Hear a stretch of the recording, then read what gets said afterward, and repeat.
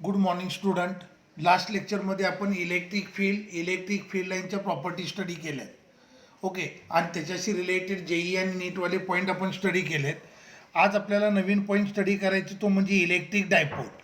आता सध्या मी 11चे इलेक्ट्रोस्टॅटिक आहे त्याची रिव्हिजन घेतोय. लक्षात आलं का? 12चे इलेक्ट्रोस्टॅटिक अजून मी सुरुवात केलेलं नाही आहे. 12चे इलेक्ट्रोस्टॅटिक येण्यासाठी आपल्याला पहिल्यांदा 11th क्लिअर असायला पाहिजे. आता 11thला हे सगळं शिकून झालं आहे. टिल देन पुन्हा एकदा आपल्याला हे रिवाईज करायचं आहे, म्हणजे आपण ज्या वेळेला सॉल्विंग करू त्यावेळेला तुम्हाला प्रॉब्लेम येणार नाही. तर मागच्या लेक्चरमध्ये इलेक्ट्रिक फील्ड लाईनच्या property, what is tube of force, what is tube of induction, line of force, line of induction, हे सगळे पॉईंट आपण डिस्कस केलेत. आज आपल्याला डिस्कस करायचं आहे इलेक्ट्रिक डायपोल. ओके, आणि त्याच्याशी related phenomenon. So, electric dipole is an assembly of two equal and opposite charge separated by certain finite distance. Assembly of two equal and opposite charge separated by certain finite distance. This is called as electric dipole. Electric dipole दोन charge आहेत, magnitude equal आहे पण त्यांचे polarity opposite आहेत. So अशा दोन चार्जना certain डिस्टन्सनं आपण separate केले. So assembly of two equal and opposite charge separated by certain finite distance is called as electric dipole. Hydrogen atom हा नॅचरली एक्झिस्ट होणारा इलेक्ट्रिक डायपोल आहे, किंवा नॉन पोलर मॉलिक्यूल असतात, दीज आर इलेक्ट्रिक डायपोल्स. लक्षात आलं? Non polar molecules are electric dipole. Then hydrogen atom is naturally existed electric dipole. So electric dipole is defined as an assembly of two equal and opposite charge separated by certain finite distance. आता बघा, दोन dipole मधलं जे distance असतं त्याला म्हणतात dipole length, आणि त्याचा सिम्बॉल असतो 2L. A distance between two charges is called as dipole length. आता ह्याच्या नावात जरी लेंथ आलं तरी electric dipole length is vector quantity आहे, आणि याची डिरेक्शन असते from negative charge to positive charge. हा सगळ्यात important point. Electric dipole length is vector quantity whose direction is from negative charge to positive charge. Actually हा position vector आहे which locate position of positive charge with respect to negative charge. Clear झालं? Electric dipole length. मग पुढचा point आहे तो म्हणजे electric dipole moment. Electric dipole moment, symbol P. Dipole moment is a product of either charge and perpendicular distance between them. So dipole length is a product of either charge and perpendicular distance between them. Dipole moment is a product of either charge and dipole length. Electric dipole moment, it is also vector quantity. So याची direction असते from negative charge to positive charge, आणि vector फॉर्ममध्ये हे आलं Q into 2L. Clear झालं? So electric dipole moment याचं याचा unit असतं कुलम मीटर, CGS युनिट असतं कुलम सेंटीमीटर. लक्षात आलं? So electric dipole length is vector quantity, electric dipole moment is also vector quantity. लक्षात आलं? आता आपल्याकडे इलेक्ट्रिक डायपोल आहे, हा पॉझिटिव्ह चार्ज, हा पॉझिटिव्ह चार्ज, हा negative charge. They are separated by distance 2L. This is centre of dipole. Okay, and axis passing through centre of dipole parallel to its length. या ॲक्सिसला म्हणतात longitudinal axis or parallel axis.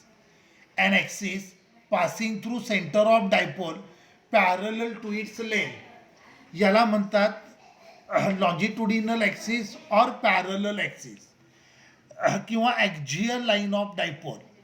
And axis passing through centre of dipole perpendicular to its length याला म्हणतात transverse axis or perpendicular axis और equatorial line of dipole. लक्षात आलं. आता dipole असेल, डायपोलमध्ये दोन चार्ज आहेत, दोन चार्ज इलेक्ट्रिक फील्ड प्रोड्यूस करतील, दोन चार्जचं काहीतरी इलेक्ट्रिक पोटेन्शियल असेल, आपल्याला ते डिटरमाइन करायचं आहे. आता ज्या पॉईंटला तुम्ही इलेक्ट्रिक डायपोलचं पोटेन्शियल किंवा इलेक्ट्रिक फील्ड किंवा पोटेन्शियल एनर्जी डिटरमाइन करताय त्या पॉईंटला म्हणतात ऑब्झर्वेशन पॉईंट. आता सपोज करा ऑब्झर्वेशन पॉईंट जर ॲक्झियल लाईनवर असेल, ऑब्झर्वेशन पॉईंटचं डायपोलच्या सेंटरपासूनचा डिस्टन्स घेऊयात आर. ऑब्झर्वेशन पॉईंट जर ॲक्झियल लाईनवर असेल तर या पोझिशनला म्हणतात ॲक्झियल पोझिशन किंवा त्याला म्हणतात पॅरलल पोझिशन किंवा त्याला म्हणतात लॉन्जिट्युडिनल पोझिशन किंवा त्याला म्हणतात tan A position. Observation point जर इक्वेटोरियल लाईनवर असेल, ओके, तर या पोझिशनला म्हणतात परपेंडिक्युलर पोझिशन और ट्रान्सवर्स पोझिशन और इक्वेटोरियल पोझिशन और टॅन बी पोझिशन. मी काय म्हणतोय बघा, ऑब्झर्वेशन पॉईंट म्हणजे ज्या पॉईंटला तुम्हाला इलेक्ट्रिक फील्ड किंवा इलेक्ट्रिक पोटेन्शियल डिटरमाइन करायचे तो पॉईंट. जर ऑब्झर्वेशन पॉईंट लॉन्जिट्युडिनल ॲक्सिसवर असेल किंवा ॲक्झियल लाईनवर असेल तर या पोझिशनला म्हणतात टॅन ए पोझिशन. जर तो इक्वेटोरियल लाईनवर असेल तर या पोझिशनला म्हणतात टॅन बी पोझिशन. ओके, आता टॅन ए पोझिशन असेल तर थीटा 0 डिग्री असेल, टॅन बी पोझिशन असेल तर थीटा 90 डिग्री असेल. आता थीटा जर अदर दॅन 90 डिग्री किंवा 0 डिग्री असेल तर या पोझिशनला ऑब्लिक पोझिशन म्हणतात. लक्षात आलं. जर थीटा अदर दॅन 0 आणि 90 डिग्री असेल तर या पोझिशनला म्हणायचं ऑब्लिक पोझिशन. मग आता टॅन ए पोझिशनला इलेक्ट्रिक फील्ड काय असतं ते पहिल्यांदा फाइंड करूयात. तर टॅन ए पोझिशन असेल, इलेक्ट्रिक फील्ड असतं at tan A position 1/4πε0 2πr divided by r² plus l² whole square. Okay, if dipole is not short तर फॉर्म्युला असतो 1/4πε0 2πr divided by r² plus l² whole square. Okay, clear झालं. आता जर dipole short असेल तर r is greater than l. मग त्या केसमध्ये फॉर्म्युला येतो E tan A is equal to 1/4πε0 2p upon r³. आपल्याला हा फॉर्म्युला लागेल. टॅन ए पोझिशनला इलेक्ट्रिक फील्ड असतं 1/4πε0 2p upon r³, where p is electric dipole moment, r distance of observation point from centre of dipole. Tan B position असेल, electric field at tan B position it is 1/4πε0 p upon r² plus l² r² minus l² bracket raise to 3/2. Okay, dipole जर short असेल तर formula असतो 1/4πε0 p upon r³. Okay, तर हे important relation. आता as compare to distance of observation point, dipole length जर अगदी short असेल तर टॅन ए पोझिशनसाठी इलेक्ट्रिक फील्ड असतं 1/4πε0 2p अपॉन r³. जर as compare to r l negligible नसेल म्हणजे डायपोल शॉर्ट नसेल तर टॅन ए पोझिशनला इलेक्ट्रिक फील्ड असतं 1/4πε0 2pr divided by r² plus l² bracket raise to 2 किंवा ब्रॅकेट स्क्वेअर. टॅन बी पोझिशनला डायपोल जर शॉर्ट नसेल तर इलेक्ट्रिक फील्ड असतं 1/4πε0 p divided by r² minus l² bracket raise to 3/2 आणि डायपोल जर शॉर्ट असेल तर इलेक्ट्रिक फील्ड असतं at tan B position 1/4πε0 P/r3. आता इलेक्ट्रिक फील्ड वेक्टर क्वांटिटी आहे. At tan A position electric फील्डची डिरेक्शन असते same as that of dipole moment. Same as dipole moment म्हणजे from negative to positive. Tan B position असेल, tan B पोझिशनला direction असते opposite to dipole moment. Opposite to dipole moment म्हणजे positive to negative perpendicular to equatorial line. लक्षात आलं. आता सगळ्यात important electric field at oblique position. Oblique position असेल तर थीटा अदर दॅन 0 आणि 90 डिग्री असेल. मग ऑब्लिक पोझिशनला इलेक्ट्रिक फील्ड असतं E = 1/4πε0 P/r3 इंटू √3 cos² θ +1. लक्षात आलं.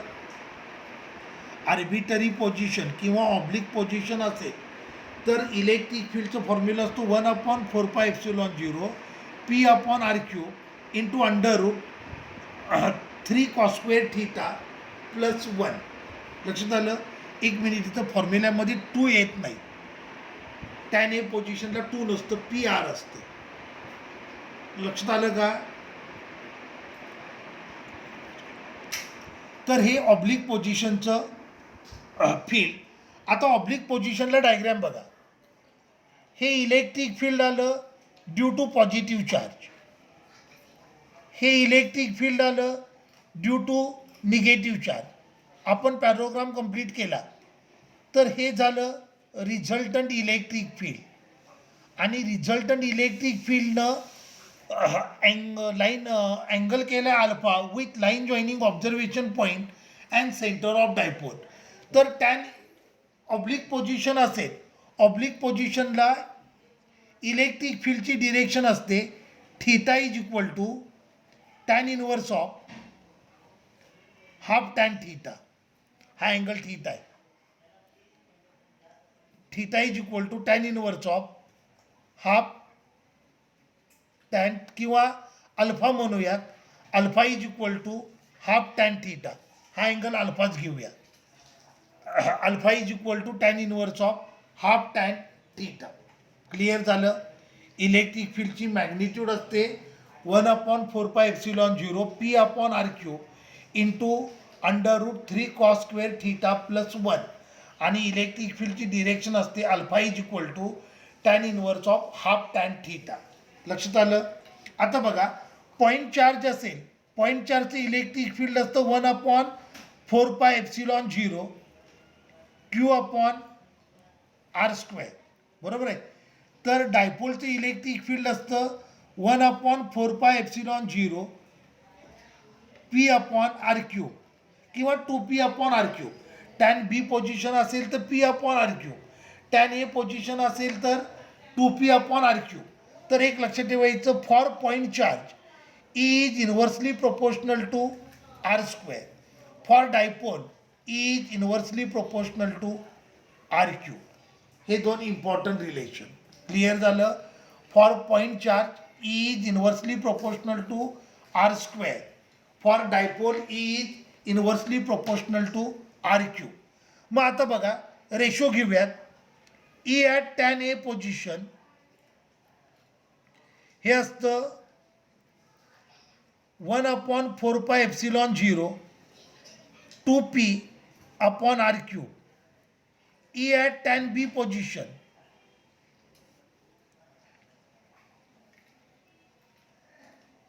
ते असतं 1/4πε0 P/r3. तर electric field at tan A position divided by electric field at tan B position ratio येतो 2:1. लक्षात आलं. Ratio of electric field at tan A position to tan B position it is 2:1. Clear झालं. हां, आता electric potential due to dipole, okay, तो point पण आपण study करूयात. Electric potential at oblique point formula असतो 1/4πε0 P cos theta upon r square. Electric potential due to dipole at oblique position formula असतो 1/4πε0 P cos theta upon r square. आता हे बघा, ह्याचे डेरिव्हेशन आपण ऑलरेडी 11मध्ये स्टडी केले. आता आपल्याला फक्त फॉर्म्युले लागणार आहेत. So electric potential due to dipole at oblique position formula असतो 1/4πε0 P cos theta upon r square. At tan A position theta is 0, बरोबर आहे. मग V at tan A position फॉर्म्युलाला 1/4πε0 P upon R square. Tan B पोझिशनला theta 90 degree असेल, cos 90 0 झालं. So tan B position असेल तर पोटेन्शियल किती आलं? 0 आलं. लक्षात आलं? इलेक्ट्रिक डायपोलची रिलेटेड टर्मिनॉलॉजी लक्षात आल्या. ॲट ऑब्लिक पोझिशन पोटेन्शियल असतं 1/4πε0 P cos theta upon r square. At tan A position theta is 0. So tan A पोझिशनला थीटा आला 1/4πε0 P upon r square. tan B position असेल तर थीटा 90 डिग्री झाला. So potential 0 झालं. मग आता point charge असेल, पॉईंट चार्ज त्याचं पोटेन्शियल असतं 1/4πε0 Q अपॉन R आणि डायपोलचं पोटेन्शियल असतं 1/4πε0 P अपॉन आर स्क्वेअर. तर बघा, पॉईंट चार्ज असेल त्याचं पोटेन्शियल फाइंड करताना आपल्याला चार्ज घ्यावा लागतो. तर डायपोलचं पोटेन्शियल फाइंड करताना डायपोल मोमेंट घ्यावी लागते. या फॉर्म्युल्यामध्ये आर आहे तर इथे आर स्क्वेअर आहे.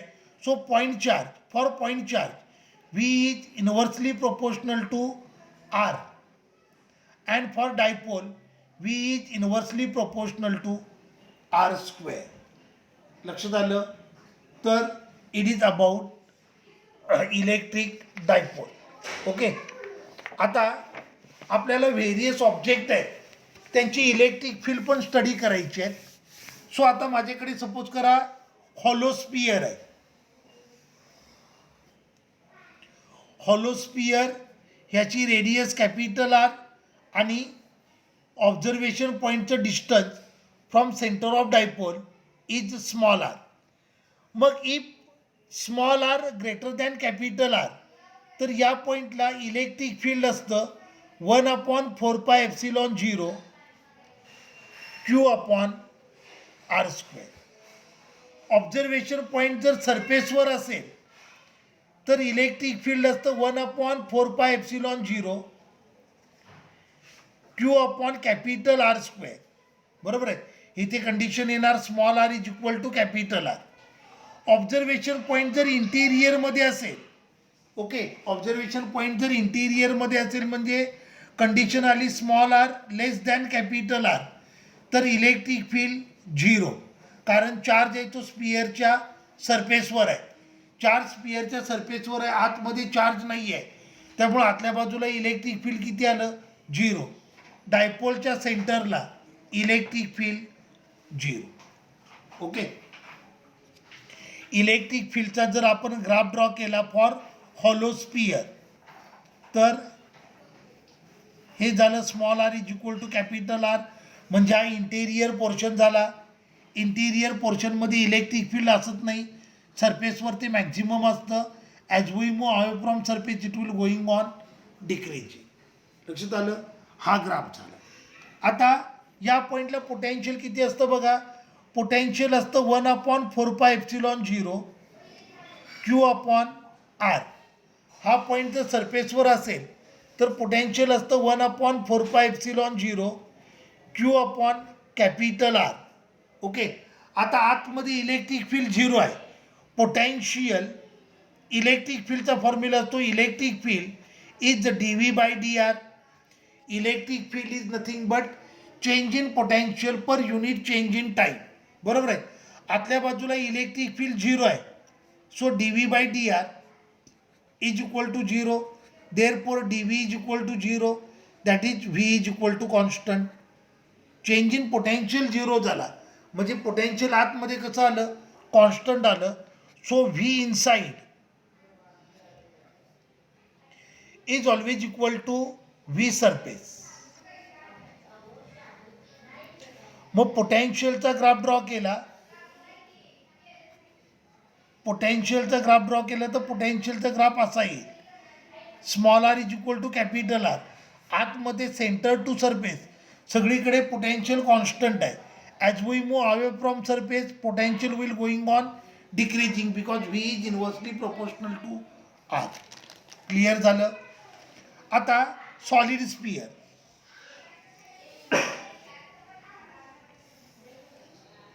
सॉलिड स्पियरच्या आउटसाईडला पॉईंट असेल small r greater than capital R, तर इलेक्ट्रिक फील्ड असतं 1/4πε0 Q/r², आणि पोटेन्शियल असतं 1/4πε0 Q/r. ऑब्झर्वेशन पॉईंट सरफेसवर आहे म्हणजे small r is equal to capital R, तर इलेक्ट्रिक फील्ड असतं 1/4πε0 Q/R², आणि पोटेन्शियल असतं 1/4πε0 Q/R. ऑब्झर्वेशन पॉईंट जर इंटेरियरला असेल तर इलेक्ट्रिक फील्ड असतं 1/4πε0 Q/r divided by capital R3. Observation point जर स्पियरच्या आतमध्ये असेल तर स्पियरच्या सेंटरला, सॉलिड स्पियरच्या सेंटरला ई सेंटर इलेक्ट्रिक फील्ड 0 असतं. त्याच्या सेंटरला पोटेन्शियल असतं V centre is equal to 3/2 times V surface. So हे आलं 3/2 times 1/4πε0 Q/r. Okay.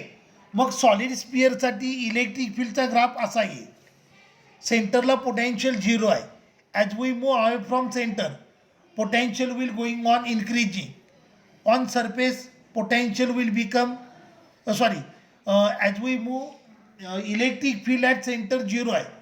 As we move away from center electric field will going on decreasing, electric field will going on increasing. On surface it will become maximum. बरोबर आहे. As we move away from surface electric field will going on decreasing non uniformly.